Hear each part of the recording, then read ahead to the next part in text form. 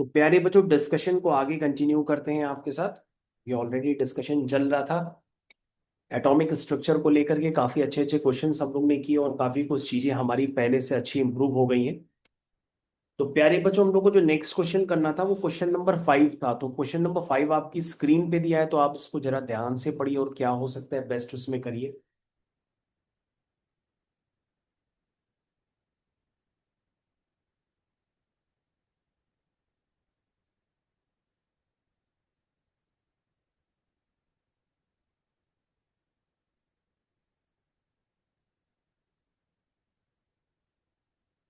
क्या लिखा है क्वेश्चन नंबर 5 में? लिखा है draw geometrical representation of following atoms showing clearly the number of protons, number of neutrons and number of electrons in valence shell।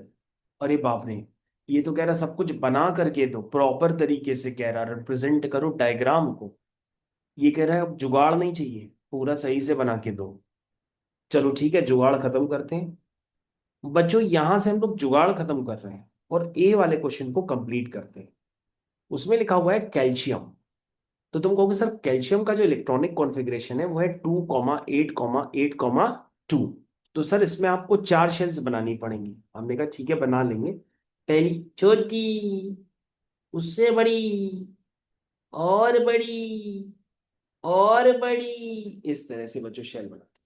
तुम कहोगे सर आपकी तो जो शेल्स बनी है ना, वो ऐसे लग रहा है कि हम लोग ऊपर चले गए हैं धरती से। तो सर अच्छी नहीं बनी है। तो हमने कहा चलो कोई बात नहीं, दोबारा बना देते हैं, वेट करो। अच्छा,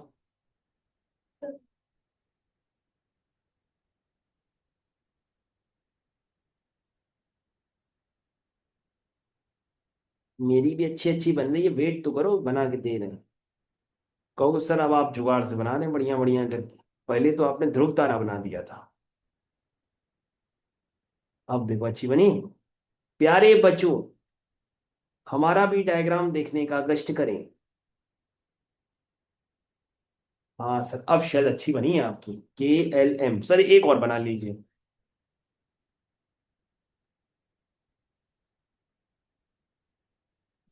सर वो आखिर की आखिरी वाली ना डिस्टर्ब कर रही है, कोई बात नहीं, सेट कर लेते हैं। चलो बन गई, ये सही बना है। तो बच्चों इसमें आपको सब दिखाना है। पहली शेल में कितने इलेक्ट्रॉन दिखाने हैं? 2। तो देखो बच्चों, 2 इलेक्ट्रॉन बच्चों मैक्सिमम डिस्टेंस पे बताते हैं। 2 इलेक्ट्रॉन मैक्सिमम डिस्टेंस पे बनाते हैं। फिर 8, 1, 2, 3, 4, 5, 6, 7, 8। बच्चों हमारे बनाने का तरीका देखिएगा, हो सकता है आप डिस्ट्रीब्यूशन आप ऐसे ना कर रहे हैं। हम कोशिश करते हैं इलेक्ट्रॉन्स के बीच की डिस्टेंस ज्यादा से ज्यादा रहे। फिर बच्चों 8, 1, 2, 3, 4, 5, 6, 7, 8। फिर बच्चों 2, 1, 2। ये देखो, ऐसा ही बच्चों टीचर आपसे एग्जाम में चाहेगा कि आप ऐसे बना के दो। ठीक। अब बच्चों प्रोटॉन्स की संख्या लिखनी है न्यूक्लियस के अंदर, वो हमको बताओ, क्योंकि असल हम वहां तो नहीं लिख पाएंगे। लेकिन आप हमको बता दो कि न्यूक्लियस के अंदर हम एरो बना के क्या लिखते। हमको प्रोटॉन्स और न्यूट्रॉन्स दोनों लिखने हैं। तो तुम कहोगे सर प्रोटॉन उसके अंदर जो है ना वो है 20, और जो सर न्यूट्रॉन्स है ना वो भी 20 है। ठीक है, ओके। और इलेक्ट्रॉन्स सर बाहर शेल्स में तो आपको नजर ही आ रहे हैं, तो प्रोटॉन्स भी दिख रहे हैं, न्यूट्रॉन्स भी दिख रहे हैं, सब कुछ सर दिख रहा है। कोई प्रॉब्लम नहीं, खत्म हो। है ना बच्चों? तो बच्चों जो इलेक्ट्रॉन्स होते हैं ना, ये निगेटिवली चार्ज पार्टिकल होते हैं, तो हम कोशिश करते हैं कि इनको ज्यादा से ज्यादा डिस्टेंस में सिमेट्रिकली अरेंज किया जाए। है ना? देखो बच्चों, मैं बता रहा हूँ टीचर आपका कैसे काटेगा, एक बार समझ लो। जैसे आपने ये शेल बनाई और तुमको 2 ही इलेक्ट्रॉन रखने हैं, तो कई बच्चे क्या करेंगे, कहेंगे 2 इलेक्ट्रॉन रख दिए, तो ये गलत हो जाएगा डायग्राम। ठीक है ना? तो जब आप 2 इलेक्ट्रॉन ही भरने हैं आपको, तो भैया 2 इलेक्ट्रॉन भरने के लिए मैंने बताया ना कि ज्यादा से ज्यादा दूरी पे रखो। तो बच्चों ये है। तो ऐसे बनाने पे वो सही करेगा, ऐसे बनाने में काटेगा भी और जाओगे तो चिल्लाएगा भी। तो आपको जैसे बताया तो वैसे ही बनाना। ठीक। मान लो आपको 4 बनाने हैं, तो बच्चों 4 भी बनाने का तरीका है, आप ऐसे ना बना देना 4, फिर से गलत हो जाएगा। ऐसे 4 नहीं बनाओगे। क्या बताया? मैक्सिमम दूरी पे सिमेट्रिकली अरेंज करके लिखोगे, 1, 2, 3 4, समझ में आया?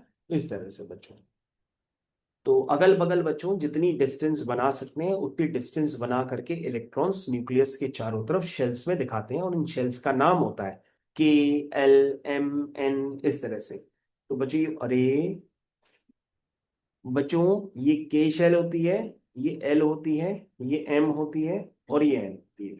तो इस तरह से बच्चों आपको तीनों क्वेश्चंस में प्रेजेंटेशन करके देना है प्यारे बच्चों।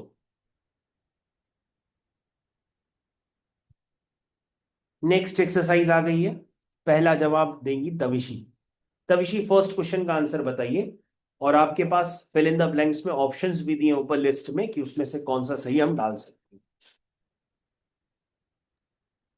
During nuclear fusion, the hydrogen nuclei fuse to form helium nuclei. Fusion. Okay, तो बच्चों यहां पर बहुत अच्छा इसने जवाब दिया। इसने कहा कि जब बड़ा न्यूक्लियस जब बड़ा न्यूक्लियस ब्रेक होता है दो छोटे न्यूक्लियस में, तो उसको कहते हैं फिजन। क्या हुआ? फिजन। बच्चों दो तरह के प्रोसेस होते हैं, एक होता है फिजन, एक होता है फ्यूजन। फिजन में क्या होता है, जब एटॉमिक बम बड़ा सा गिराया जाता है 10,000 किलो का, है ना। बॉम्बर किसके पास है? बॉम्बर जो होता है सैटेलाइट में की घेरे में भी नहीं आता है, बॉम्बर उसके पास है, अमेरिका के पास। जब वो बॉम्बर भेजता है ना, तो दूसरे देश को पता ही नहीं पड़ता है कि हमारे देश में कुछ एंट्री कर चुका है, उसका ऐसा बॉम्बर है।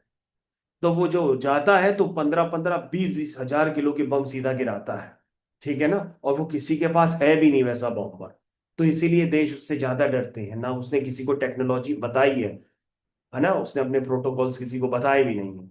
तो वो जो इसका बॉम्बर चलता है ना, तो वो दूसरे देश की सीमाओं को पता ही नहीं पड़ता कि वो उनके देश में घुस चुका है।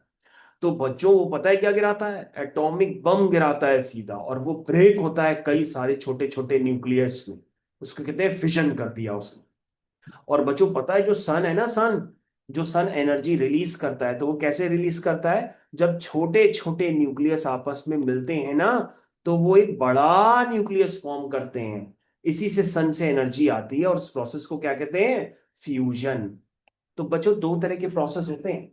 फिशन में एक बड़ा सा न्यूक्लियस छोटे छोटे न्यूक्लियस में ब्रेक होता है, और फ्यूजन में छोटे छोटे न्यूक्लियस मिलकर के एक बड़ा न्यूक्लियस बनाते हैं, है ना। तो पहला तविशी ने जवाब दिया, क्या जवाब दिया बेटा? फ्यूजन। कहो सर फिजन तो है ही नहीं यहाँ पे, तो फ्यूजन लिख देते हैं। मैंने कहा ठीक है भाई। चलो सेकंड वाला जवाब दो। Positive. Hydrogen and metals form positively charge ions. Hydrogen and metals है, hydrogen and metals form positively charge ions dash electrons from there. हाँ बच्चों, मेटल्स जो होते हैं ना वो इलेक्ट्रॉन गेन नहीं करते, हमेशा लूज करते हैं, तो डोनेटिंग होगा। तभी जी तुमने जवाब नहीं दिया। डोनेटिंग, डोनेट करना है। Metals are always electropositive in nature, metals are always electropositive in nature, याद रखना। तो मेटल्स हमेशा क्या करते हैं? इलेक्ट्रॉन्स डोनेट करते हैं। और जो बच्चों पैसा देता है ना वो क्या होता है? अमीर होता है। तभी तो उसके ऊपर कैसा चार्ज होता है? प्लस का। जो पैसा देता है उसके ऊपर कैसा चार्ज होता है? प्लस का चार्ज होता है। तो जो इलेक्ट्रॉन देगा उसके ऊपर कैसा चार्ज होगा? प्लस का charge. Uranium atom split into simpler atoms when it's nucleus is hit by. अब इसका जवाब देखिए कौन देगा। ये आ गया बच्चों, बॉम्बर आ गया, उसका सीधा सीधा इसने बॉम्बर ही उतार दिया। हाँ, अरे तुमने तो आंसर ही बता दिया। तभी तुम क्लास में हो। Yes, sir. अरे तुमने तीसरे क्वेश्चन का आंसर नहीं दिया। देखो, यूरेनियम है, यूरेनियम पर क्या होता है? स्प्लिटिंग हो रही है, पता है। यूरेनियम पे न्यूट्रॉन्स की बम्बार्डमेंट करते हैं। Uranium atom split into simpler atom when it's nucleus is hit by neutrons. Uranium पे न्यूट्रॉन्स प्रोजेक्ट किया जाता है, जैसे ही न्यूट्रॉन्स प्रोजेक्ट करते हैं ना, तो ये बेरियम में, क्रिप्टन में ब्रेक होता है, और तीन छोटे छोटे इलेक्ट्रॉन्स फिर से निकालता है। अरे सॉरी, तीन छोटे न्यूट्रॉन्स फिर से निकालता है। चलो बच्चों देखो फिजन दिखाते हैं, कैसे कोई देश बर्बाद होता है। आओ जरा, ये देखो। ये 15,000 किलो का बम है और 15,000 किलो इसमें यूरेनियम डली हुई है। ये मान लो अगर तुमने उत्तर प्रदेश में गिरा दिया 15,000 किलो यूरेनियम, तो समझ लो उत्तर प्रदेश तो खत्म ही खत्म, इसके आसपास के सारे इलाके खत्म। क्योंकि तुमने 15,000 किलो यूरेनियम ही गिरा दिया सीधा। तो बच्चों ये यूरेनियम है, ये फटेगा कैसे पता है? इस पे न्यूट्रॉन्स आते हैं बम्बार्डमेंट करने के लिए। जैसे इसमें न्यूट्रॉन्स जाएगा ये ब्रेक हो जाएगा ताम। और ब्रेक होगा कैसे? यहां से निकलेगा बेरियम, यहां से निकलेगा क्रिप्टन, और साथ में पता है, तुमने एक न्यूट्रॉन से इसको फेंका, इसने 3 न्यूट्रॉन्स निकाले उसमें से। अब 3 न्यूट्रॉन्स फिर से जाएंगे, क्योंकि यूरेनियम तो 15,000 किलो है भैया। अभी यूरेनियम पूरा फटा नहीं है। फिर ये न्यूट्रॉन्स इसके ऊपर जाएंगे, लो। फिर ये ब्रेक होगा बेरियम में, क्रिप्टन में, बेरियम में, क्रिप्टन, बेरियम, क्रिप्टन, और साथ में 3 न्यूट्रॉन्स। फिर साथ में 3 न्यूट्रॉन्स। अरे बच्चों यूरेनियम अभी कितना है? 15,000 किलो। फिर आ गया यूरेनियम, फिर इसने न्यूट्रॉन्स ने उसको मारा, फिर से यहां से 3 न्यूट्रॉन्स निकले। तो बच्चों इसको हम लोग कहते हैं चेन रिएक्शन। था एक न्यूट्रॉन, और वो सैकड़ों न्यूट्रॉन्स में कन्वर्ट होकर के यूरेनियम के न्यूक्लियस को तोड़ता रहता है, और उसका प्रभाव काफी सालों तक चलता है। ठीक है ना? तो ये होता है बॉम्बर। तो आने वाले समय में हमें ऐसा लगता भी है कि इन सब का यूज होने वाला है, क्योंकि छोटे मोटे बम ये लोग भेज तो फेंकते तो हैं, उससे लड़ाइयां खत्म नहीं होती हैं। जब लड़ाइयों को अंतिम रूप देना होता है, तो उसके लिए एटॉमिक बम ही गिराया जाता है। उससे वो पूरा देश एक बार में खत्म हो जाता है। ठीक है? तो यूरेनियम, तो उसने आंसर बहुत अच्छा बताया था बेटा। क्या आंसर बताया था? Slow moving electron. हाँ तविशी, अगला वाला बताओ आंसर। कैंसर। अब हम पढ़ नहीं रहे, तुम लोग दोनों ने एक साथ जवाब दे दिया, कैंसर। अब ये भी नहीं पढ़ रहे हम। +2। क्या लिखा है? The valency of an element x. अच्छा चलो बच्चों, पता है जब बम फटते हैं तो इलेक्ट्रोमैग्नेटिक रेडिएशंस क्रिएट होते हैं। और इलेक्ट्रोमैग्नेटिक रेडिएशंस को देखने के लिए राहुल की माँ अंकल जेवियर के गार्डन में जाती है। कहोगे ये क्या है? देखो, Rahul mother is visiting uncle Xavier garden. कहोगे सर बम फटता है तो राहुल की माँ अंकल जेवियर से गार्डन में मिलने जाती है। हाँ हाँ, और क्या? क्यों भैया, बम फटता है तो इलेक्ट्रोमैग्नेटिक रेडिएशंस क्रिएट होते हैं। ठीक है, देखिए, आर का मतलब पता है क्या होता है बच्चों? रेडियो वेव्स, ये क्रिएट होती है।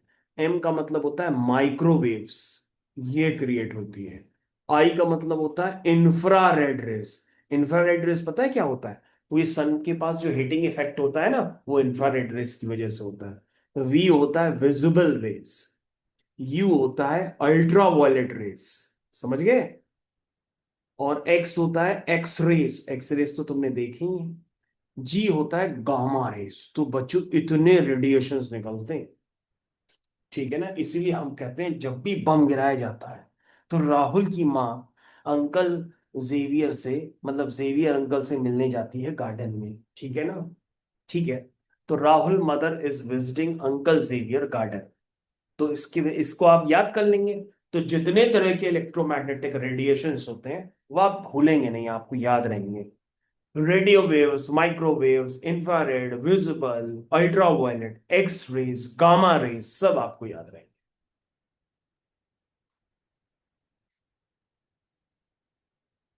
ठीक है? तो उसको आप लिख लीजिएगा। ठीक है, मैंने आपको बता तो दिया, बाकी आप लिख लीजिए।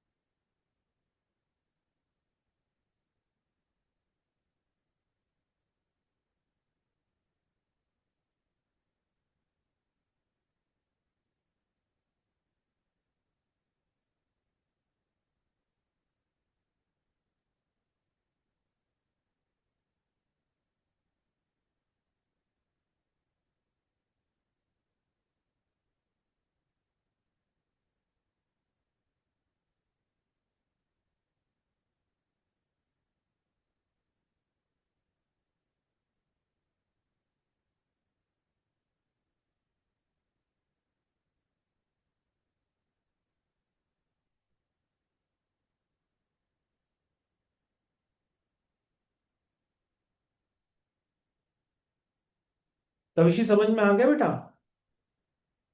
Yes, sir.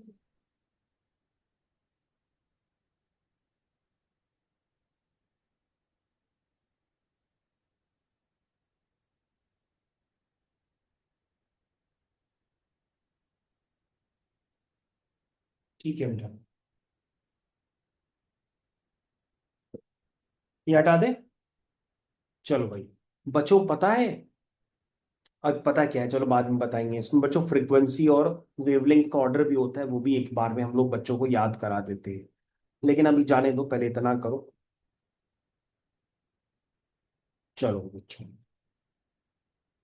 हाँ बच्चों, इसमें लिखा है कि स्टेटमेंट इनकरेक्ट है, उसे आपको सही करके देना है। ये ट्रू फॉल्स नहीं है, हमको ये करेक्ट करके बताइए। सबसे पहला बताएगी तविशी, बताओ बेटा। Sir, during nuclear fusion होगा। हाँ फ्यूजन, बिल्कुल सही बताया, फ्यूजन। अगला बताओ। सब तविशी तुम ही बताओ सारे। Uranium is a radioactive हाँ कह रहा metal. है यूरेनियम, नहीं non Al radio uranium, yes बेटा यूरेनियम। यूरेनियम का सिंबल होता है यू। अच्छा यूरेनियम का ये भी जान लो यार, ये 92 एटॉमिक नंबर होता है और 235 इसका मास नंबर होता है। अगर आपको पूरा समझना है तो मैंने लिख भी दिया है। हाँ बेटा अगला बताओ। alpha particles are nuclei of helium. Helium, बहुत बढ़िया। पता है ये स्टेटमेंट अभी है सही नहीं, लेकिन चलो, अभी छोटी क्लास है ना, तो इसको हीलियम ही लिखते हैं। Cation, एनायंस हाँ, anions are negatively charged. Particles, anions are negatively charge particles, बिल्कुल सही है। एनायंस के बाद बेटा, हाँ ये भी Metal, बिल्कुल, हाँ तभी इसमें ऐसे भी लिख सकते हैं कि cations are positively charge particles. हाँ बेटा अगला बेटा। non-metals. हाँ तभी क्या लिखे, metals always form negatively charge particles. हाँ Metals ऐसे भी लिख always सकते हैं कि metals always form positively charge particles. ये ऐसे भी लिख सकते हैं आप यहाँ, कि non metals always form negatively charge ions. तो क्या लिखे वो तुम लोग बता दो यार, क्या लिखें? चलो पॉजिटिवली लिख देते हैं, पॉजिटिवली। चलो भाई,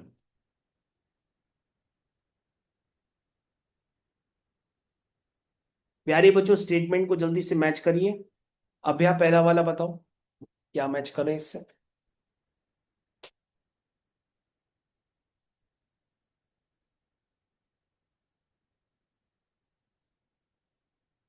जल्दी बताओ भाई please. neutron. A slow moving particle used for splitting the nucleus of uranium atom. This is neutrons, बिल्कुल सही है, तो अभी बताया था। नेक्स्ट।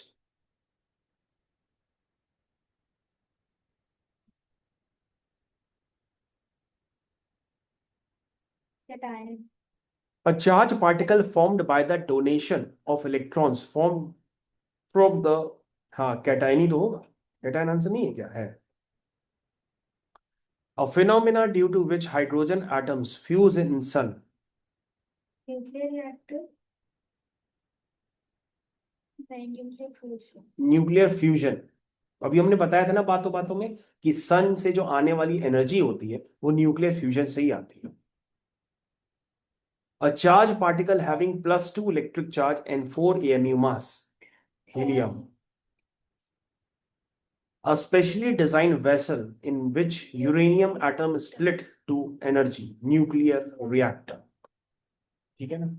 तो न्यूक्लियर रिएक्टर कहीं ना कहीं यूज किया जाता है मुंबई में। मुंबई में समुद्र के अंदर इलेक्ट्रिसिटी को पैदा करने के लिए रिएक्टर्स भी लगाए गए हैं। ठीक है ना, जिसमें मेन रिएक्टर काम करता है अदानी का।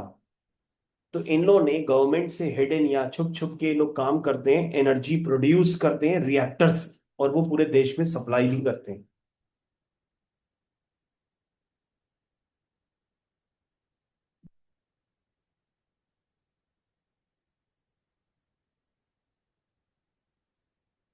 तो बच्चों अब समय हम कम लगाएंगे। तविशी तुमको बेटा जल्दी जल्दी आंसर बताने हैं, ये वाले ट्रू फॉल्स वाले। बताओ पहला ट्रू है कि फॉल्स। अब हम एक्सप्लेन नहीं करेंगे क्योंकि काफी ज्यादा कर दिया। सर पहला फॉल्स है, फॉल्स।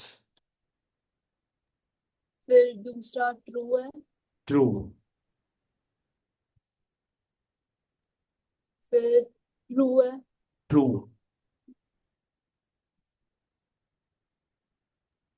फिर से ट्रू है, ट्रू। फॉल्स है। फॉल्स।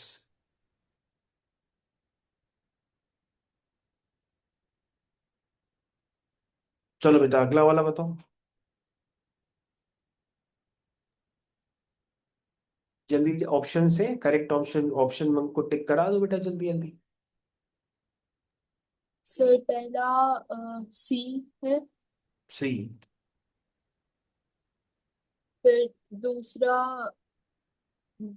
बी है, बी है। ठीक है।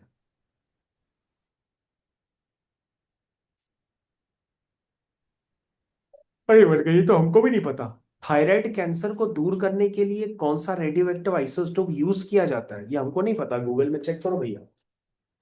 सर डी होगा डी है। शायद। अच्छा। नहीं पता सर। स्लो मूविंग इलेक्ट्रॉन, सी। चलो सी इसने बताया। फिफ्थ।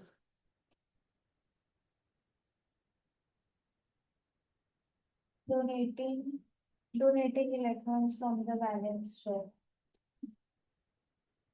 हाँ बेटा ये देखो सही टिक किया है, हम पढ़ नहीं रहे, जरा आप लोग कंफर्म कर दीजिए एक बार सभी लोग, कोई डाउट है तो पूछ लीजिए। इसमें एक क्वेश्चन का जवाब तो हमको खुद नहीं पता है, वो आप चेक कर लीजिएगा, लिखा है radio active isotopes used in cure of thyroid cancer. This is I का मतलब आयोडीन 131।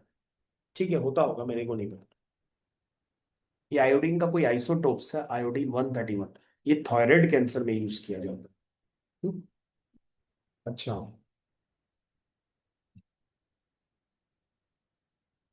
तो विषय यहाँ तक कंप्लीट हो गया बेटा। Yes, sir.